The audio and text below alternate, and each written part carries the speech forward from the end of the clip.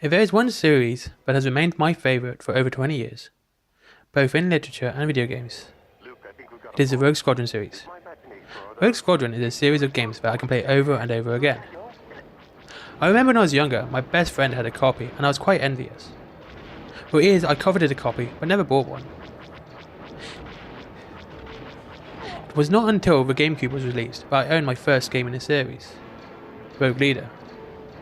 To this day it has remained my favourite game. So when Rebel Strike was announced, it was a day one purchase for me. I remember leaving work for that Friday, going to game and staying up for a fortnight to finish it, with all the gold medals. 2 weeks straight my life consisted of work and Rebel Strike. The reason Rogue Squadron games represent the best part of the Star Wars series, not this Jedi vs Sith nonsense, but the interstellar battles, the overwhelmed Rebel Alliance fighting against the tyrannical Imperial government, taking flight in an X-Wing and being part of that fight, saving the galaxy. No surprising twists, just straightforward good versus evil. Rogue Squadron came out for the Nintendo 64 in December 1998, with pretty much favourable reviews, being the first game to use the expansion pack to improve the Rogue Squadron graphics. Based on the books by Aaron Alston and Michael Stackpole, main character was swapped from Wedge Antilles to Luke Skywalker, as LucasArts wanted a more familiar face to front it. Rogue Squadron also used sounds directly from the films, though LucasArts didn't want to. They thought it would use up too much memory on the already restrictive cartridge format. But Factor 5 found a way to compress the sound, and produce the quality we got today.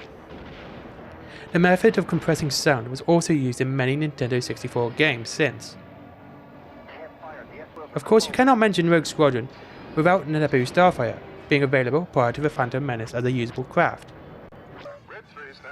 Rogue Leader was the second game in the series, and stars Dennis Lawson returning to his role as Wedge Antilles. Released in November of 2001, a GameCube release title, Rogue Leader improves on Rogue Squadron in every way. Graphically it's still breathtaking, and has aged spectacularly well.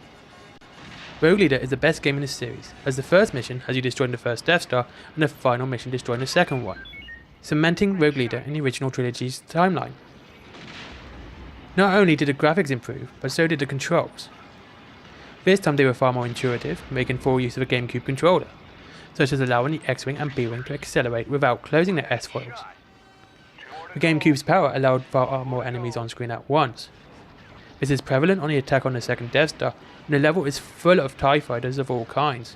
The AI is more advanced, forcing you to add strategy to your attacks. You cannot blindly fire at TIEs, you have to take them out in a specific order or else scatter, forcing you to hunt them down, and they are near impossible to see in space. The third, and unfortunately final game, Rebel Strike, is also the worst. I do not hate Rebel Strike, far from it, but it definitely isn't the best. This time you take the role of both Wedge Antilles and Luke Skywalker in two separate story-driven mission branches. The Wedge side is better of the two, as the emphasis is on flying with very little third-person shooting, whereas the Luke side is a lot more third-person mode, and that is where the problem is. Rebel Strike is more style than substance.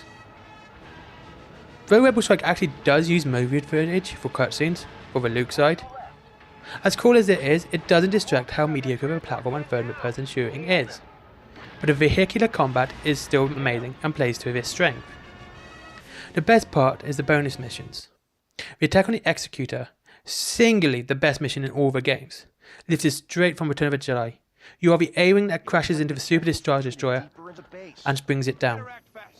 Rebel Strike also allows you to play Rogue Leader in two-player co-op, the original arcade versions on Star Wars and Empire Strikes Back, and finally you can unlock the Commodore 64 version of Return of the Jedi. The Rebel Strike is not the best, but it is a great compilation disc if you are willing to put the hard work in.